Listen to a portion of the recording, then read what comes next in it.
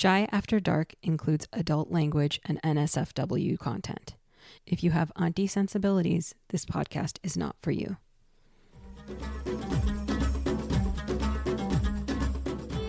Welcome. We are here. It's the squad. Captain Ron at your service with Shabnam? Samim. And how are you guys doing today for Chai After Dark podcast number 2? Feeling it. I'm sitting in a dark room doing a podcast.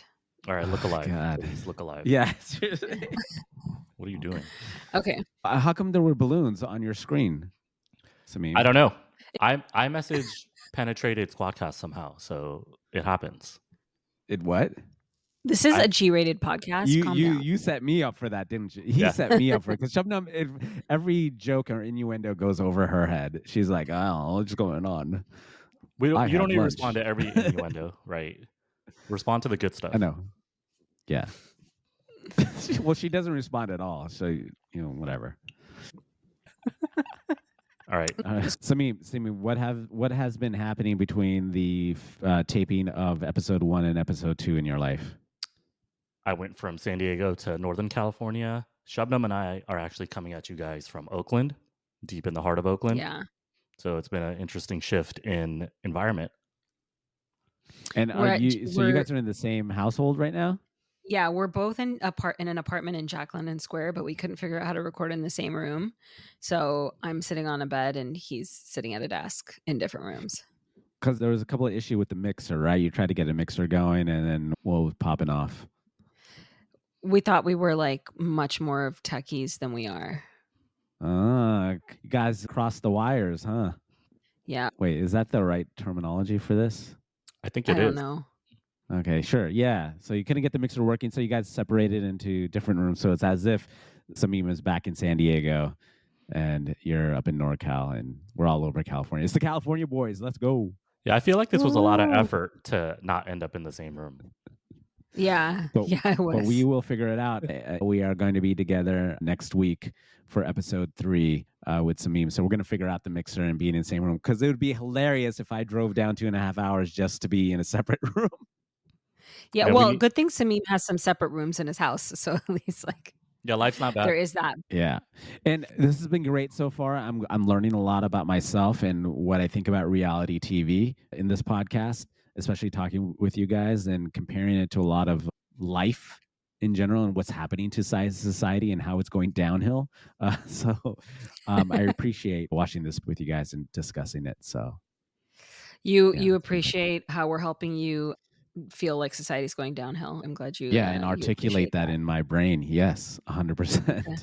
All right, cool. Some society's downhill is someone's uphill, so it's just an inverse thing. You need to change your you need to change your mindset. Once you do that, then society is the glass half full or half empty? It's definitely half empty right now. So we're getting there. We're getting there. Good news, Aparna's still single, so glass can get Did you full look really it up? Quick. Did you look it up? I think we're going to talk about it in a little bit. Okay. Yeah. All right. Sweet. Ladies and gentlemen, welcome to episode 2 of Chai After Dark. This one is titled from Indian Matchmaking, Just Find Me Someone. How do you guys feel about the title as it represents this episode? I feel like you needed to say it like, just find me someone. Because that's how it was said. You think it's a frustrated exclamation, right? Just find me someone already. Like, just come on, hurry up. Is that sort of tone? Yeah, because that's what Aparna says later in the episode. She says, Sima needs to find me someone. I thought like she would just know how to find someone that you got to say it like Aparna. You can't be saying it in Shabnam. You got to say it like Aparna. So okay, get in her voice. She said, I need you to find me a husband. Just find me someone. That was great. That's what she said. End scene. That was amazing. I find it. That was good. Yeah. If someone's going to be this desperate on the second day of this show, finding a matchmaker to find yourself a partner, that frustration's already at a 10. So I can't imagine going to a 12 and yelling at Sima Aunty, you got to find me someone. Like, I've never had that sort of pressure. Yeah. There's an air of desperation at that point that is communicated to the audience, right? It's like, God, why are you so desperate? Just chill. Just the whole premise of the show. It doesn't mean that the actual participants are desperate, but somebody's desperate. At least one member of their family, whether it's the mom or Sima Aunty herself or Khushbu. Yeah. I don't think Khushbu. I like Exactly. Khushbu. She loves the podcasts. Okay, she loves podcasting and podcasters. So I don't think it's her. I don't think and she's married, so she's good. No. Your Khushbu is Pradhyuman's sister. Oh, she was desperate for him to find. Okay, yeah. He was okay, desperate. never mind. Sorry, There's somebody. I'm that's sorry. pressuring. I really meant Aparna's sister. She's cool. Yeah. Aparna's might be single cool. too. And so No, she's with she's Darren. married to white dude. She's married That's to right. Darren. That's right. I can't forget Darren. Yeah. All right. I also listened to / read chapter 3 and 4 of Aparna's book. So once we get into the later scenes of Aparna, I will tell you guys all about it. Well, sounds good. So then let's start right now. Let's get to it. Seemingly, with that title, as I noted down, is that these clients are already getting frustrated. And Samim, you echo that by episode 2. Are they just tired already? Or maybe they start realizing what reality TV is undertaking. And so we start back up with Nadia and her date at the end of episode 1. It spills over into the beginning of episode 2 with the guru, who is not drinking on the date while Nadia orders mimosa. And he's half Guyanese. And they also reiterate his height where he's like, oh, he's tall. Okay, cool. So what did you guys think about this date with Nadia and Guru? They connected on being Guyanese, and that's about it. Guru doesn't like that Nadia ordered a mimosa. He doesn't drink. He also doesn't eat much meat. She wants to order bacon mac and cheese. He's like really judgy about her her dietary choices. And it's like, if that was that important to him, he should have just told Sima Aunty, like, I want someone that doesn't drink and doesn't eat meat or something. But I was like, dude, you can't be like that judgy. I don't know. If you're going to have restrictions within the first 10 minutes that come up on a date, why was that not in the bio data? I don't drink. Yeah. I don't eat bacon cheeseburgers. You know what? I felt like this guy should have been with Aparna because he doesn't laugh and he only gave Yeah. and he didn't ask. Oh my God, you're so question. Right. I think Sima Aunty mixed up her notes, and Guru and Aparna, they could have lived happily ever after. You're so right. You're so right. Mind blown. Right. Oh my God. Look, I had to look up Guru because I was actually trying to look for his height. I could not find his height on Google. And I ended up finding an HuffPost article from October 11th, 2020 that he wrote. Right. So he's basically, we're going to see this a lot where my experience on so-and-so show, my experience on what they didn't tell you. So you're talking about Aparna. Now, I actually found this one, Guru, actually, even though his scenes were like less than 5 minutes, and that was the first and last time we heard of him as far as the episode is concerned, he wrote a full-length article in the HuffPost. And I thought it was fascinating because it's the things that I look into, and when episode 1 came out and episode 2 came out, I'm actually looking at it from an editing point of view first. What did these producers, we talked about it briefly in the first episode, but what did the producers doing and what are they doing into the editing room to produce a story? There could be a non-story there, and it's pretty much a non-story, but the way they edit it makes it into a story when things are really not happening. And reading this article, he went through the interview process. He talked to Sima Aunty, went over his wants, his dislikes, things like that. There's one quote I will say based on the bacon and mac and cheese. He writes, the way the date was edited made it seem like I judged her for ordering a mimosa and for wanting bacon mac and cheese. But honestly, neither of those choices was a deal breaker. The episode also made it seem like I was being vague about what I wanted in a partner. The truth is, I didn't want to get into a protracted conversation about my gripes with Sima's services. Whoa, interesting. It's interesting you say that because when we get into Aparna and I talk about her book, she has some stuff like that too. So maybe it's a nice little it's like a nice behind the scenes, right? Like, yeah, exactly. And you can pick up on it because they add the cricket effects almost when she orders the mimosa, when she orders the bacon Yeah. cheeseburger. They edited silence between They add Yeah. and beats. These Nadia. are like beats. Yeah. That's exactly what he's referring to. And if he's only in Yeah. it for 5 minutes, he got his 5 minutes of fame. Now everyone thinks he's a non-laugher, boring dude that will never do anything in life other than be the male Aparna in my mind, because that's how Netflix portrayed him. Yeah, And I think Sima Aunty, this kind of confirms my thoughts that she just like has in her mind what she thinks is good for people, and she kind of goes off of that. I think she thinks that like kids don't really know what they want for themselves. They don't really know what's good for them in their marriage. So I'm just gonna like hook them up with people that they should come around to liking because that's actually what's better for them. I think she has kind of some of that. And she's a Desi auntie, and she was. Yeah. They went through her history too. I know, Imran, you're going to get to it, but she was married in 1983. She knew him for 20 minutes, and it seemed like she was on a date with the next person. They were in the car together driving. And she was that's telling him Srini. all. That's Srini, the podcast host That's right. to Yeah. Aparna. They were Or driving Aparna, over to yeah. Aparna's. Yeah. We'll get to him on his interview of Sima Aunty, which is like a podcast host interviewing Sima Aunty. The last thing I'll note for Guru is one of his closing parts of his article was like, now that I know the kind of editing that takes place and other manipulations that go on behind the scenes on reality television, I would not audition for another show. I want to be seen and known as someone credible and authentic. Right. Wow. So I was like, yeah, it sounds about right from at least what I'm paying attention to on the screen. And I love your guys' take because you guys are on the story while I'm talking about the technical aspect. I'm like, oh, there's something weird about this. But we all agree that there is something weird about the editing and the beats that they take to just throw in there. Yeah, for sure. Totally agreed. Yeah. I mean, if Sima Aunty came up to me, I have 17 Rich does for you. Like, it could work out, but then I get portrayed as a complete weirdo on TV. What's the give and take? What would you do, Imran? Yeah. Everyone knows me as a weirdo, but I got my life partner. It could be worth it.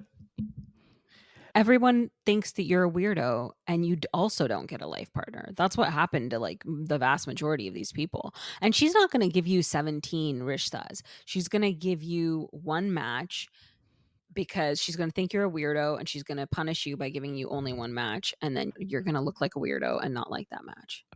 Are you talking about Sameem directly? Or are you talking about the show? I don't need I'm talking about Sima Aunty for 17 rishtas. I can get those myself. Oh, because you just started saying like, well, you come off as a weirdo or you look like a weirdo. I was like, Sameem's already a weirdo, so we already know that. Why do you got to state the obvious? Oh, totally. Burn. I'm very agreeable on that fact. But we should talk about the next scene where our boy comes in. Pradhyuman? Sameem, Yeah, what's his name, Imran? Here's What's his Sameem name? coming in and being like, hey, let's move this along, dude. Like, come on. Stop. No ragging on me because I will roast your ass. I'm about to roast this guy. That's why. I love Okay. this scene. Go for it. Moving on to Pradhyuman. I think I said it right this time. Sure.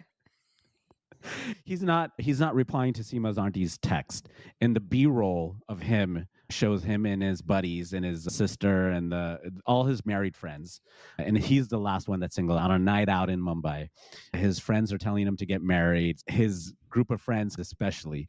Rushit, he's always out doing boys' trips with Pradhyuman. And so that's why all the girls want him to get married so that way their husbands don't go away so often, which is kind of funny. So in that scene, what did you guys get from that scene? Yeah, so like the wife wants Pradhyuman to stop asking her husband, like, come out to boys' trips with me. So, I mean, Jagriti is her name. Jagriti wants to thank the girl. He wants to thank whoever marries Pradhyuman once he settles down. Yeah, she's like, get him off my husband's back so my husband stops trying to go do shit without me. I don't think you can blame some rando dude for your husband going out and about. Like, I'm not saying control your husband, but I am saying that's a conversation you can have with her husband. Pradhyuman I don't getting see married. what's wrong. Yeah, it doesn't seem. Yeah. There's nothing wrong with hanging out with him either, but they were almost like the B-roll was him rear view Bollywood shot in the car, 3 buttons down, we're open. She says he's not vain, and he like laughs at her and corrects her right away. He's like, I'm totally vain. So Yeah. I like his self-awareness. That's for yeah, it was sure. pretty Yeah. amazing. But He's he's just like, gonna I'm like shallow and I just really want a hot girl. That's basically what he was saying. And the fact later on, and we can probably skip through it a little bit, but when he's talking to his sister, he says the same thing. Like she says it, like, y'all, you're only in the looks. He's like, no, there's more to talk about, more to talk about. And in the end, he's like, yeah, attraction. He goes back to attraction at the Yeah. end of that part of the conversation, which is No, with he goes back his sister. to attraction. come on. Is it Is that how you say it? I mean, that's how he Say it says it. again. attraction? Let's do it one more time. Let's do it. Attraction. That's a good one. Yeah. Attraction means looks, but it's not just looks. Yeah, that's what he says. And then he keeps saying Yeah. partner. Partner. He never says girl. He never says woman. He never says bride. He says, I need a partner. I need a partner that does this, that does that. And when he actually explains his dream partner, I agree with him on almost everything he's saying. He said he needs someone to grow Yeah. into him. It wasn't just about attraction, but then he always comes back to the girl's got to be hot. So this guy's Yeah. running around Mumbai, can't find any hot girls. He's got jewelry, Mercedes. He's got a closet filled Yeah. with clothes. I'm skeptical on who his partner should be, but I'm not going to say it. What are you trying to say? Are you going to we're say all thinking Aparna? it. We're all thinking it.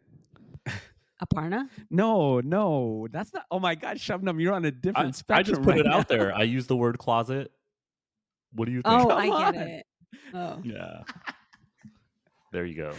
Let it sink in. This is perfect. This is perfect. This is perfect Shabnam audience listeners. This is typical perfect Shabnam. She's got that We could awareness. get more of that. Yeah. Okay. It's all good. But okay, is that all on Pradhyuman that we want to talk about before we get back to him at a later time? Yeah, he's coming up in a later scene, right? Okay. Yeah, so here we go. After that night out with Pradhyuman and his family and friends and so on, we go back to Sima Auntie's pad, and she wants some freedom with some bending, or at least that's what she tells about her clients. Like, everybody wants some freedom, but with some bending.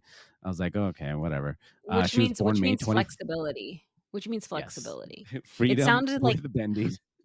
I thought you were talking about yoga at first, and I'm like, no. This is like a like mistranslation from Hindi to English that she did. And what word was that?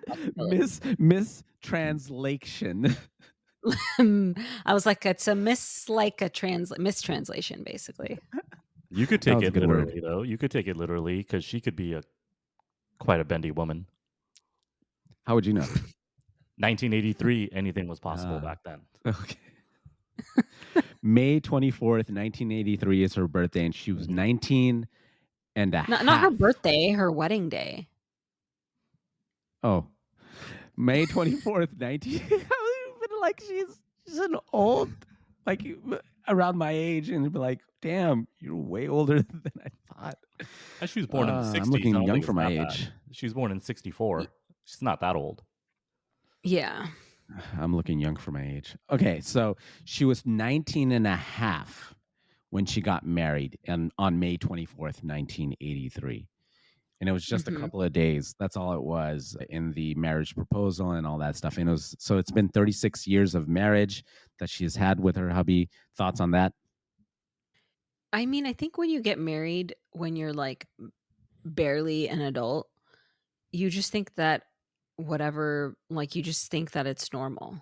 So, because she says something like, these were the happiest, most golden years of my life. I'm like, yeah, shut up. There's no way. No one's life is happy and golden from the time they're 19 to like 56 or whatever she is. So it's a little bit BS. She's just trying to say she has a happy marriage, which maybe she does. Good for her.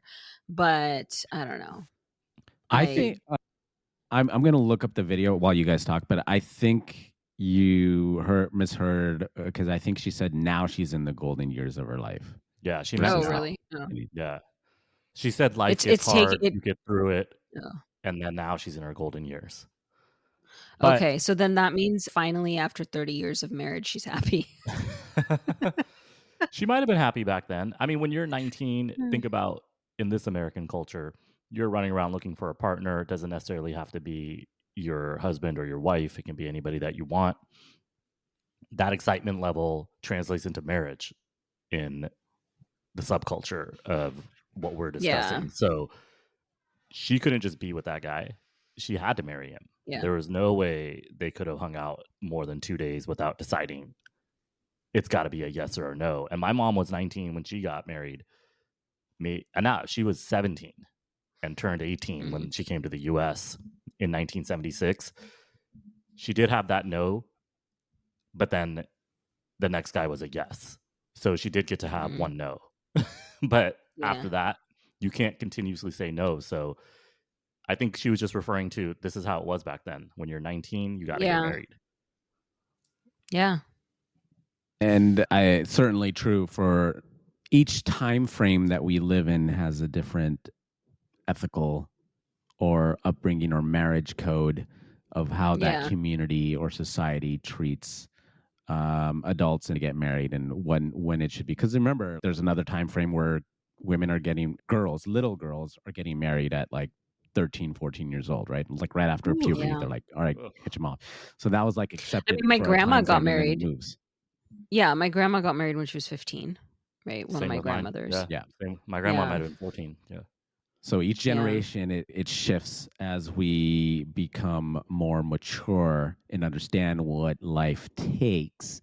So I think that's where it comes into this time frame. She's coming from that previous generation of like, it's slightly getting older as you get married. So I quote her. She says, and Shabnam, you were actually kind of closer to what she was talking about. And now I'm married 36 years, the golden period of my life. So I'm interpreting this that these 36 years are the golden period of her life. Yeah, Is that's what what I she's saying. thought. Yeah. So, There you go. and she wants that for her clients, which is like, well, they're not 19, right?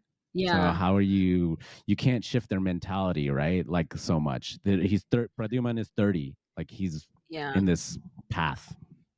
And also, like, I think this is a thing that Desi people do where it's part of our culture to make everybody uniform and conform to one path, right? And so I feel like that's what she wants. She wants that this happened to her, and so this should happen to everyone, and this is how it should Yeah. be. And I don't think that's really realistic. And I think it creates a lot of mental health issues for people, but especially in the diaspora when people come to, the US and other Canada, whatever, it makes it so much more complicated because the way that you grow up and your wants and needs are just really different here than they were for like your grandparents or even parents growing up in the subcontinent.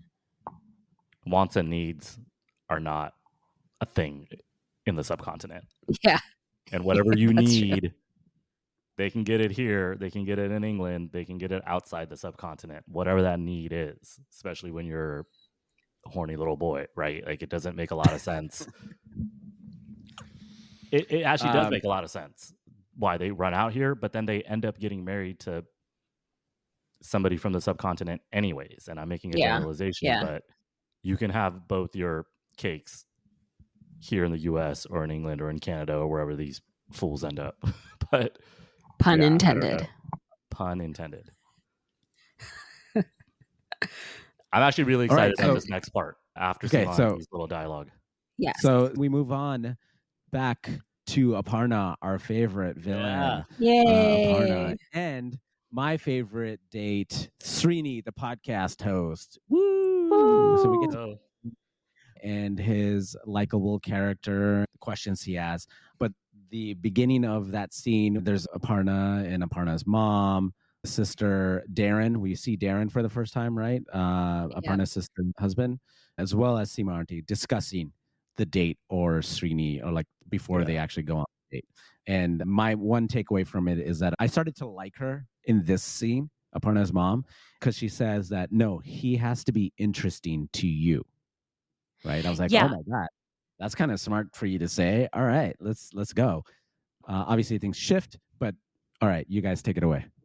Okay, but this is my complaint with that, is that Parna says that she thinks that this whole setup for Srini is like way too easy. He's walking into a group of people and there's so many people he has to talk to that he doesn't even need to try that hard to be interesting, which I'm just kind of like, she can find anything to complain about. No matter what's going on, she'll find something to complain about. Like now you think that this process is too easy for him because there's more people that he's like coming to talk to. And then the mom goes, "No, he still has to be interesting." So, I don't know. I feel like and I'll talk a little bit about her book, but she really wants to not be perceived as negative, but she can't seem to be like not upset with every single little thing. Totally. And Sima Aunty comes in on quick cuts, bashing Aparna every 2 minutes during Yeah. this scene. And she's like too negative. She's Yeah. too close-minded. This guy's the perfect Yeah. guy. And he said he went to Brazil, and Aparna like rolled her eyes, even though she's the one that wanted people in the Bolivian salt flats. So No, nothing. it was like, okay, she got super excited that he was studying abroad and he went to grad school in Brazil, but then he goes, "The only reason I went to grad school was to study abroad and go to Brazil." And then she lost her lady boner. Which is so disheartening that she can't pick up on these cues that Yeah. that was a joke, right? It's like a Yeah. subtle joke. Like I picked it up listening and watching to him, being like, "Oh, he's just joking." We know that joke. We've used that joke probably before. It's like the only reason why I probably like went to grad school is because of I could study abroad. Like, yeah, of course. Like that's funny, or it's not that funny, but it's like amusing conversation Yeah. to be like he's just joking. And that's where that we throw in the editing again. Like you throw in an edit for an awkward joke or something like that that didn't land, and you just show that person on a B-roll edit. Be like, let's get in a shot of Aparna looking very stern. Boom. And that part of Aparna like disapproving could have been an hour later in the conversation. You Yeah. never know like what they've edited from before and after. Yeah. It's they didn't have to cut anything to make Aparna seem negative. She absolutely is. Like She was serving it. she was just like, no. And then her big problem with this guy was he likes snowboarding and likes to like enjoy the outdoors. And she's like, who does that? Literally 80% of the population, probably, other than people that are stuck in their homes or agoraphobic. But she just couldn't get over it. And he would make jokes, and she doesn't like jokes. So like it would just cut. It was amazing. This guy, I thought he was cool. I feel like maybe definitely I liked him. I feel like Sima Aunty picked him for a good TV show, not for he was great. Yeah, marriage. he's a great character. Yeah. Yeah. I'll be doing a follow-up. Well, spoiler alert. I'll listen to his episode that he talks about on his own podcast about Indian matchmaking and bring the summary. So now we're back at Aparna's house, and this is where Srini actually comes over to meet Aparna's family and herself, and they engage in a conversation with Sima Aunty. He is meeting the entire family, so it was like a family date. I actually wanted to ask you, Shabnam, on your halal outings with Brian, what were the conversations like as the group? Like, we're talking about he has to be interesting to you. Was Brian interesting to you? Was he forcing anything? Like, was it just natural? No, it was just natural. Well, so like we weren't set up like a rishta, right? So we kind of just became friends, right? Like we just like how I message my friends, we were messaging each other and then like hanging out with friends. We went to like a book signing and we went to a political event and we did like some stuff like that. But it was just normal. Yeah, he was interesting. And he thought I was smart. But I didn't really tell him I was obsessed with reality TV. But I did tell him I watch reality TV and he was fine with it until he realized the extent of it. And now it's You didn't put that. This not is that. exactly why you need biodatas. Yeah. Shabnam didn't have a biodata. Reality television wasn't on there. So you're saying Brian would have been Aparna, being like, he could have been Aparna. She's obsessed with it. She's obsessed with reality TV. I hate that. Just walks away. This is over. See, that's a good thing. It's a good thing that didn't pop up. Otherwise, who knows what would have transpired. No, I mean, I'm looking forward to the small things that these people discuss on dates, and then we haven't gotten there yet, but in the latter half of the episode, Nadia goes on the date with her Vishay. Let's get to that. Let's talk get to about that one. Nadia. So we move on to Vinay. Vinay with the nicest teeth that you could find for Indian matchmaking. It goes on a date, his first date with Nadia. But did you know that he's tall and handsome, and he has a strong family background? I thought I noted that. He's tall, handsome, and he has tall a and strong handsome. family background, and he's good education. Because without that, your marriage will just go to shit. And then nicely added that they bonded over their dislike over ketchup. Exactly. That was the key takeaway from that date for all of them. Yeah. Now, I felt like I was on that date with Nadia, as I imagined from the first episode and second one. She's tall. She's 5'9". Remember that. You wish you were on the date with Nadia. Not a match. But now I've fallen out of love for Nadia since the whole ketchup. I was like, how can you dislike ketchup in general? Like, I don't love ketchup. I don't dislike it. It's there. It's a part of our life. Like, it's okay, cool. Where's the ketchup? I'm not obsessed over it, but to dislike ketchup, come on, get out of here, man. Yeah, she was so happy that they both dislike ketchup. Like, this is a match made at McDonald's. We both hate ketchup. Like, that's what it was like. It was the weirdest thing. I was like, calm down. If you don't like ketchup and you marry somebody that likes ketchup, don't reuse the ketchup. Just don't use it. It's fine. Your life is going to be okay. Imagine these two get married and ketchup becomes a severe marital issue 16 years from the date of the wedding. I was trying to think, in what world would ketchup destroy someone's marriage? And maybe he took the bottle, sprayed it all over her, and beat her with it.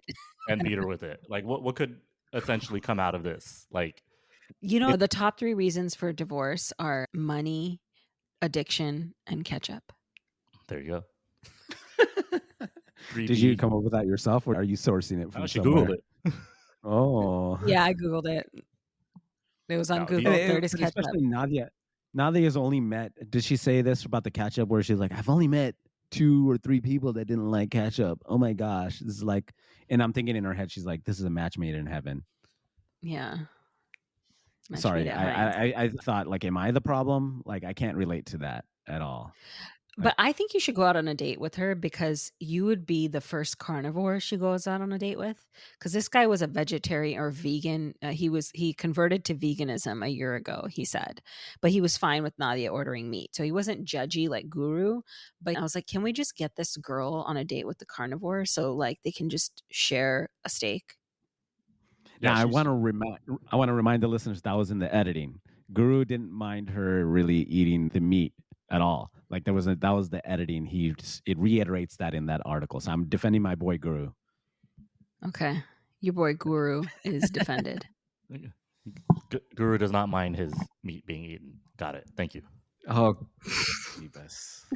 But you guys needed that. Okay, so they had this comparison to Vinny being a part of Jersey Shore. I feel like he could be, because his name is Vinny. He had that look, like he had the slick back hair, he had the teeth. But he didn't have the personality. He seemed like a nice guy. Somebody hurt that guy. Yeah. It's so obvious. Somebody hurt him. He was 35, ready to get married. Somebody hurt him. There's no way this guy was single all these years. Aw, poor Vinny. But we do learn about him a little bit more, right? In episode 3 or something, there's maybe a little bit more about Vinny. So now they have a great date. They exchange numbers. So we're thinking, oh my God, there's an actual match made in heaven. All right. So then we go back to Aparna and Srini, where they actually go on a date by themselves. Amazing. Watching her in the wild was key highlight of episode 2. I didn't think she left the house. I picked up, again, I'm looking at this from the technical editing producer side. There was the question that he asked her, do you get pressure from your family about not being married? And there are 2 beats. I counted the beat, like 1,000, 2 1,000, cut. Then her face just like, oh my God, I did something wrong type of thing. Like, it makes it seem like he asked the wrong question. although it's a normal question. So I want to do this. I want to ask you, Sameem, first. Do you get pressure from your family about not being married? Oh, come on, man. You're asking See, the wrong there's an guy. immediate response. There's that immediate. I don't care what your response was, but you had an immediate response. They took purposefully 2 beats to make it look like an auger. I bet you she answered it within like a half a second also. Be like, no, it was okay. But they made it look like she had that frown and like, oh God, this is turning into a bad date versus like an important question to ask on a date or whenever. Shabnam, do you get did you get pressure from your family about not being married before Brian? No. Well, see, I would take 2 beats, but I would naturally take 2 beats because I did get pressure, but I don't think I got like, okay, first of all, my dad has had dementia for 12 years. So I can't get really pressure from him because he forgets whether I'm married or not. My mom is just, she's more chill. So she'd always be like, oh my God, I'm praying so hard for you to get married and for you to find somebody wonderful and all of that. But she was never like, just find a guy off the street already. She was never like that. The pressure she got was from us. Yeah. It was. Yeah. Yeah. It was great. Yeah, that's like, true. I was married all these years. It was fun to pressure you guys. No, it was like we've all been dropping like flies, not fries. Like we've all been dropping like fries into ketchup. Yeah. And then fries and ketchup. Yeah, and then now, so we're waiting on you, Imran. Yeah, great. Now I'm getting pressure. Yeah, about not being married. Do you feel pressured? Do you feel pressured about not being married? No, that's my awkward silence right there. There you go. There's his cut. There's his cut.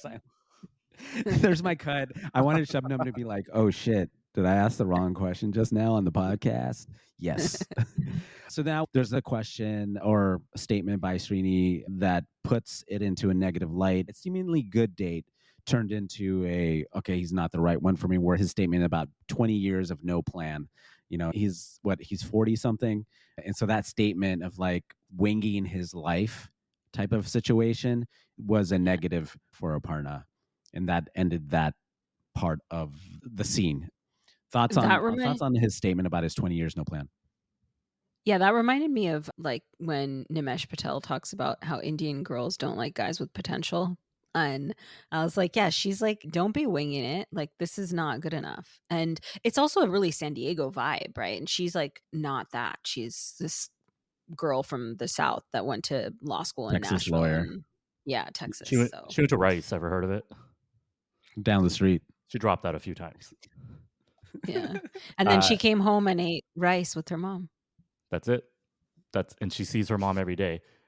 Him not having a career or whatever was bullshit because he totally had a career. And if 20 years of lingering gets you to 41 years old as a stable person, what did he do wrong? That's what I didn't understand. She's judging him for his past actions, which makes no sense. He ended up being a successful podcaster and writer. Yeah, and also he says at one point, like, oh, I couldn't afford living in my own place until a couple years ago. But San Diego is like one of the most expensive cities in the country. So if he's saying that he couldn't afford to live on his own there, that's a lot different than I live in San Diego. I live in San Diego now. But this was filmed in 2020. And he said 2 years prior in 2018 is when he first moved out. San Diego was relatively affordable up until 2019. And then COVID and everywhere else is what blew it up. So I take that back. This guy couldn't afford rent in San Diego in the mid 2010s. No, dude, she's totally right. I'm Team Aparna again. You just went through a whole shift of being on this guy's side while you're talking out loud. Just went to like, actually, no. Wow. Well, yeah. Thank you for that journey. Netflix is giving you one sentence per scene. Minute, per scene. So we have to take a lot out of what they say. And if this guy couldn't afford rent in San Diego in 2018 as a 36-year-old, then I totally agree with Aparna. But now he can. So moving forward, I guess she doesn't like people that come from adversity. Her life was all set. She has made no mistakes since she was 3 years old. No bad choices since 3 years old. Nope. Good for her. But we actually get back to Aparna in the scene with back to the family discussing the post date Well, I loved it. And this is when I turned back. I was the range of emotions between me and Jyotika, her mom. I was on her side in the beginning. Yeah, I liked what she said. And then afterwards in this conversation, I'm like, I'm no longer on her side anymore. Because the way they just kind of trash talked Srini, I was like, no, you don't do that to my podcast boy. What was the line that she said? Do you guys remember? The mom? Srini's a loser. Yeah. Srini's a Srini loser. the loser. Oh, God. Srini the loser. The loser. That's a little alarming to me. That's what the mom said. Yeah. Like, it was pretty bad. So, okay, let me talk about her what Sima now. said. Oh, but okay. What's Sima say? What's Sima say? Okay, so Sima Aunty had said, I think it probably just the one-on-one shot. She's calling out Aparna. She's not stable. Her mind is not stable. That was amazing. Yeah, that was amazing. I was like, damn, all right. Okay, so let me go. Yeah, let me go into chapters 3 and 4 of her book. So she says that she's basically having like a ton of anxiety after the show came out because she realized how she came across. But in the first few days of press, she didn't correct reporters, which I found weird. It's just so strange that she just like decided not to correct reporters. It's like, okay. And then she actually, for that mentally unstable comment, she considers suing Sima Aunty for calling her mentally unstable. And she went and talked to another lawyer friend of hers to see if she had a decent case, which obviously she doesn't. I swear that's what she says in her book. That's amazing. Oh, yeah. So that's actually straight up referencing that. Oh, wow. Yeah. Yeah. Ooh. And then reporters kept asking her apparently also why her mom called Srini the loser. And she then like finally explains her side of the story is that she was like not excited about axe throwing. It wasn't her thing, but she was like, okay, this is what Netflix wants. So I'm going to go, put on a good face for this. And she also got her hair done and her makeup done and spent all this money on getting ready for this date. But she says she finds out that Srini doesn't want to date someone long distance. And he told Sima Aunty this. He said he didn't want to date someone, outside of San Diego or whatever. And so she feels like she put in all this effort and she put herself out there so much for someone that wasn't really going to give her a chance at all. And so that I was like, okay, if Sima Aunty actually did that I could see. That's pretty messed up. Can I comment on that part? Man, it just feels like the production house of these reality TV shows, especially this one, are just trying to make fetch happen, right? They're just trying to make something out of nothing happen, which in turn obviously gets juicy for us. And we start making up our own stories about like what happened here type of thing.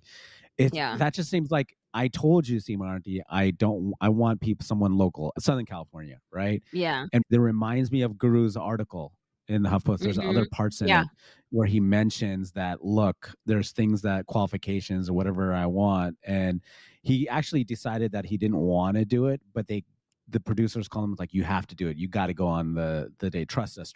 And there's parts in the contract where it's like you give up your image and likeness and blah, blah, blah, blah. Right. Yeah. All that stuff that we know about these days. But like, bro, reading that, I was like, I don't know you. Why should I trust you?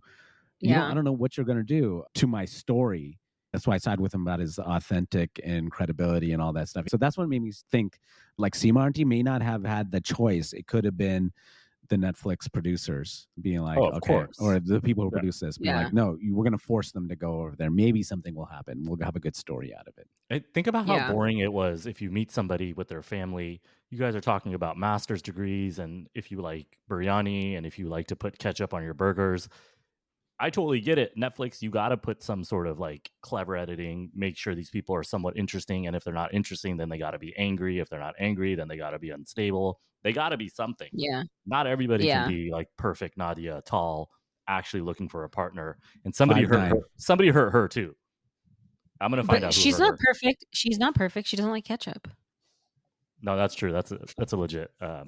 That's a legit. But she's okay with mayo, so we're okay with that. She did say that. She said she liked mayonnaise. I'm like, what is this episode? Like, it went from ketchup to mayo. Oh, the condiment connection. Vinay hated. He's like, I also don't like mayo. Yeah, he doesn't like mayo. And then she's like, well, I'm okay with mayo.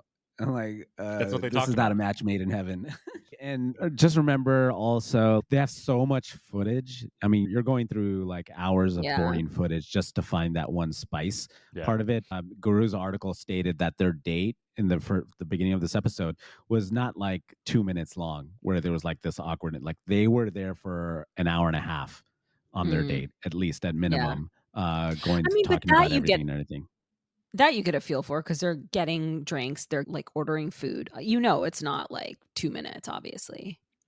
Yeah, I think we're smart enough context to get is that. king too. Context is so important for the stuff that's missing. So you could have had a seemingly normal date, not exciting, but a normal date from those 90 minutes in real life. Okay, so let's move on to Wait. We didn't finish the Aparna rest and the of the family. chapters. Yeah, Aparna backstory. So she talks about the hate she gets, right? She gets all this hate after the show comes out, and she starts talking about people stalking her, people taking pictures of like the front of her house and all of this stuff. And so she says there's this one creepy guy that she gets a DM from, and she describes how he's like this shirtless desi guy with like a huge gut, and he's like looks like a beach whale, and she like totally like fat shames him. But then she talks about how like he had a gun in the picture and she was very threatened, right? So I was like, this girl's really strange. You get like interpersonal whiplash from her because at first I'm like, she's just like doing these low blows to this guy, but then I'm like, oh my god, she's actually scared for her life.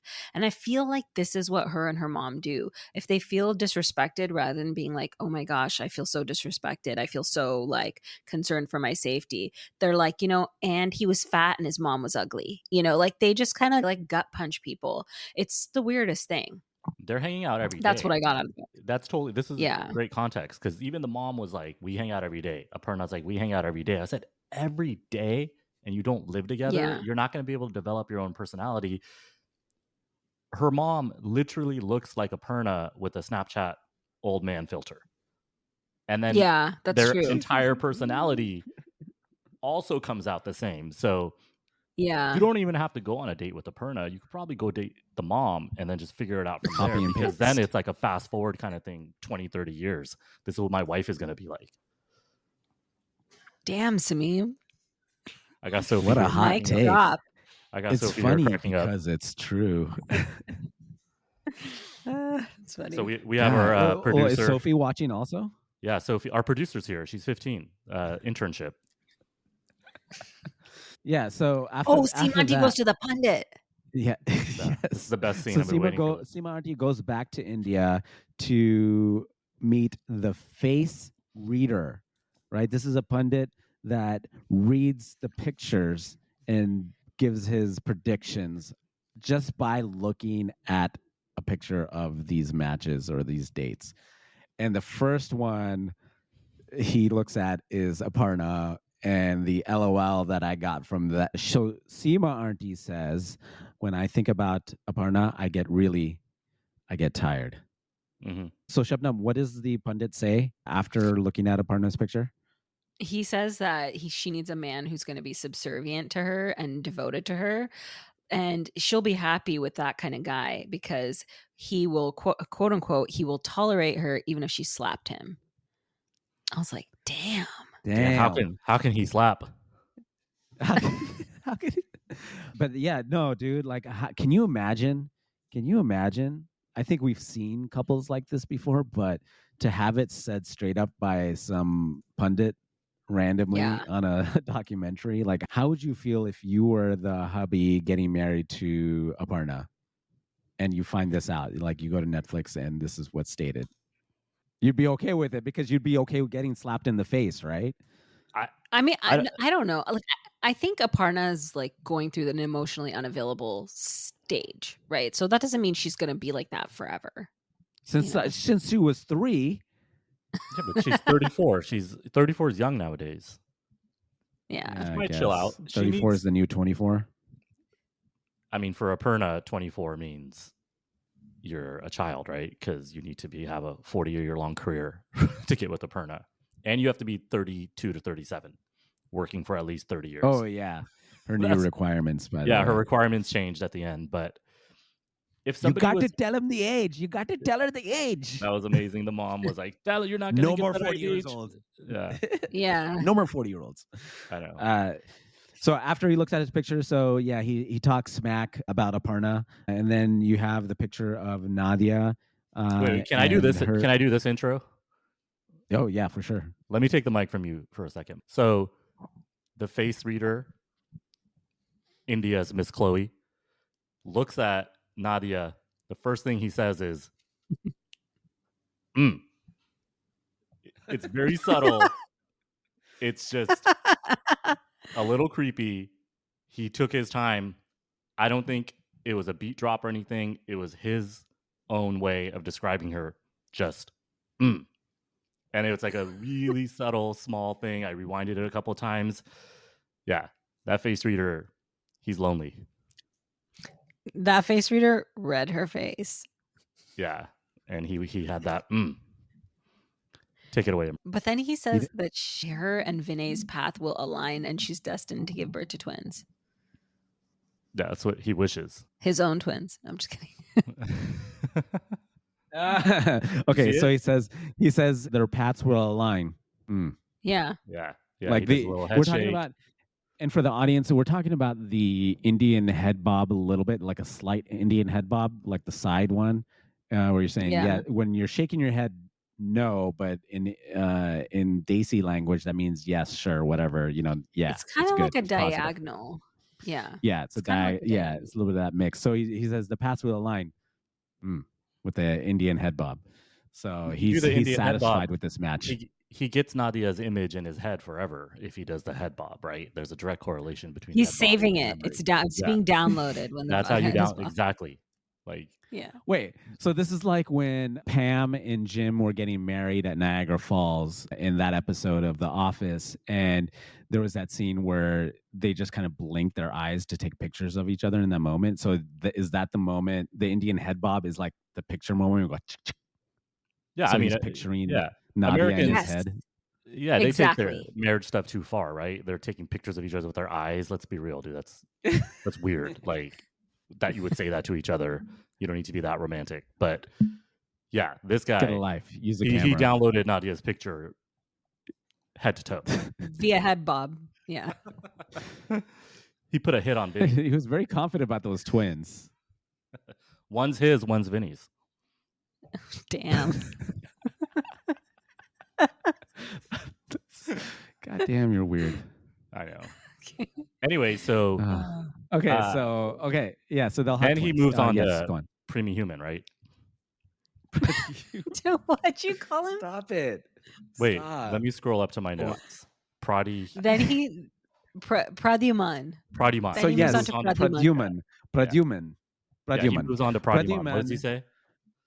So Pradhyuman, like saying, like there's destiny after 32, his destiny will take place, or his destiny to get married. At 32 and afterwards. He's stubborn and arrogant, but he will get married, and most likely to a North Indian wifey. And if you don't know, there's a difference between North Indian and South Indians. The stereotype is that North Indians are much lighter skinned, while South Indians are darker skinned. It's not really a stereotype; it's kind of general, but when you put it in this context, it can be a little stereotypical and insulting. But he's going to marry a North Indian wifey. Yeah, like basically the pundit is saying he's going to marry a beautiful girl from North India, not a not beautiful girl from South India, is what like the pundit was actually meaning.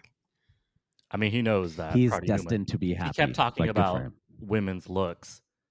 Face reader knew this guy's not picking anyone from South India because fairness is everything. And as Imran pointed out, generally speaking, Pradhyuman's going to go north to find his wife. Especially with those eyes.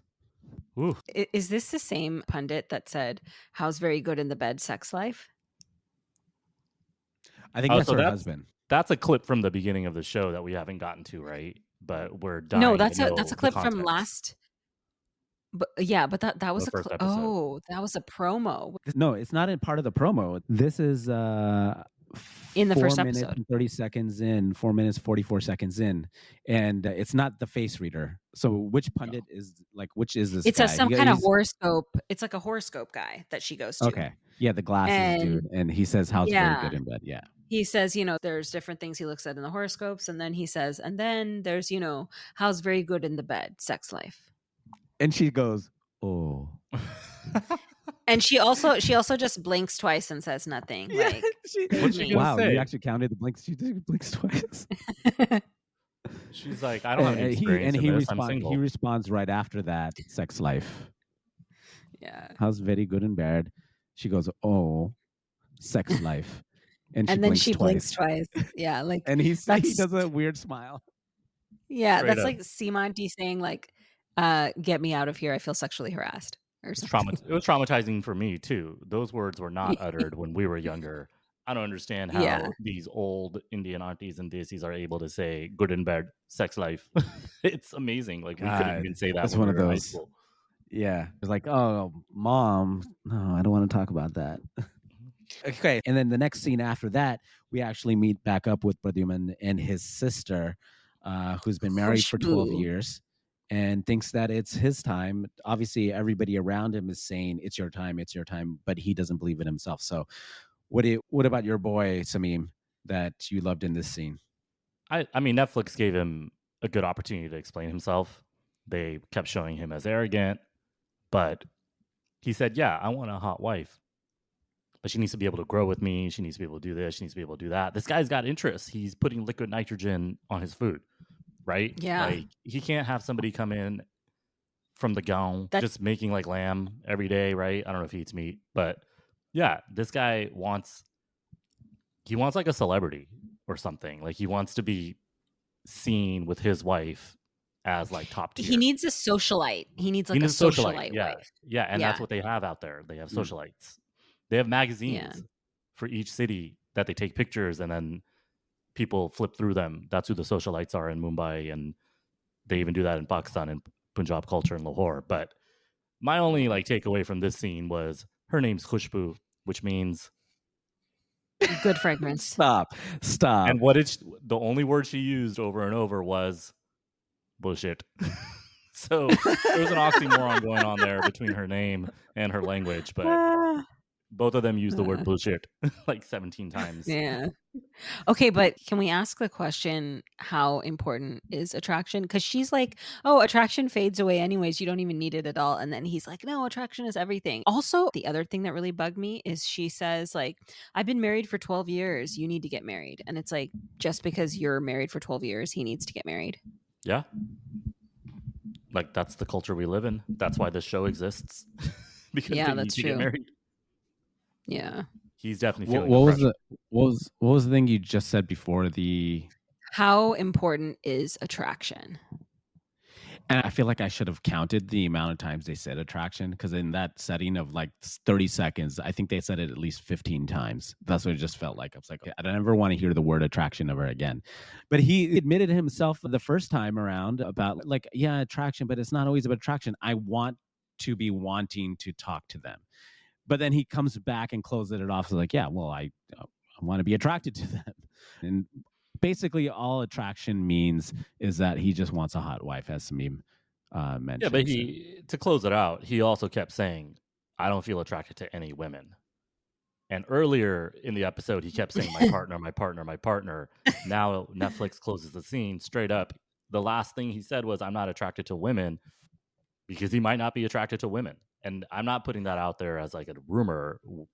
I think Netflix wants us to think that he's closeted, and we're making like the assumption that he needs to get married because it's India. And I don't know if you guys agree with that, but it does seem like Netflix is trying to pass him off as in the closet, has to get married because of family pressure. But that's my take on it. I don't know if that's true. Maybe we find out later. All I want to say is that as soon as you said he's not attracted to women, Imran took a big bite of a banana. Whew. Of course he did. This and unintentionally also, but great comic timing. Hey, do you think Nadia Too likes bad this bananas? is not going to be on video.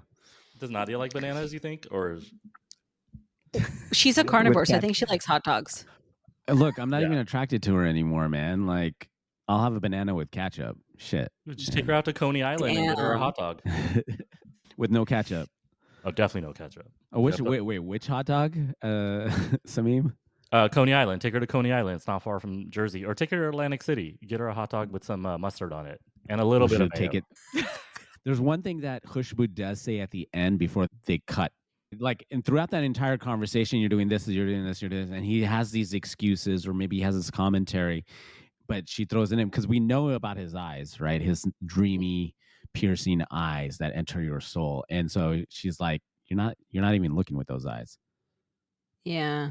So I think she's saying that he has these beautiful gray-green eyes, and he is using his like good looks to just do whatever he wants and to basically be like a playboy, and he's not actually looking and taking the process seriously. yeah. Yeah.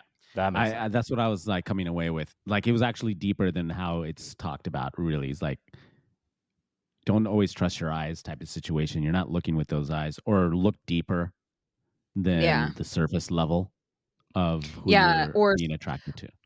or stop using that Indian good-looking North Indian man privilege that he has to be a playa. That's what she's saying, I think. There you go. As she said many times, his entire approach is bullshit. Bullshit. Thank you, Khushbu. So that wraps up episode 2 of Indian Matchmaking. I wonder what your guys' predictions are for episode 3. We may get some new characters also, but as far as who we know so far, what are we sort of predicting for future episodes? Of us that don't remember. Vinay's gone because he doesn't like mayo. So Vinay is going to be gone from Nadia's life. Guru's definitely gone. Aparna and Srini. I think Srini is definitely gone because Srini the loser. So he's done. Aparna's around, right? We know that because she's the face of this show, whether she wanted to be or not. So I'm looking forward more to Aparna. Hell yeah. Let's do it. I definitely think we're going to get a lot of Aparna. And then we've gotten a lot of Pradhyuman and no date at all. It's just been exposition about him and his desire for unattractive women and his closet. His big closet. He has a big closet. Enough for him and several other people. And his partner. Wait, now it's several other people? He says that. He references that in the beginning. Like he hangs out with his friends and stuff in the first episode. And then he has all these pictures of them. I don't know if they hang out in the closet. Maybe they all came out. All right, guys. Okay. You never know. We wrap. You never know. And so thank you guys for joining us. You can subscribe to us on all the platforms at Jai After Dark, and that's everywhere. You can also email us at jaiafterdark@jaiafterdark.com. We'd love to hear your feedback, any questions you have, any positive vibes only. Don't tell us that you hate us because you ain't us. That's what I'm trying to say. They not like us. Oh man, the Toronto fans are not going to be happy. I doubt we have any Toronto listeners. We haven't even published this yet, but yeah. So thank you guys for joining us once again and signing out from Chai After Dark. This is Captain Ron and Shabnam, Samim, Chai After Dark. Excellent. This is even better than last time. Great. Ariel.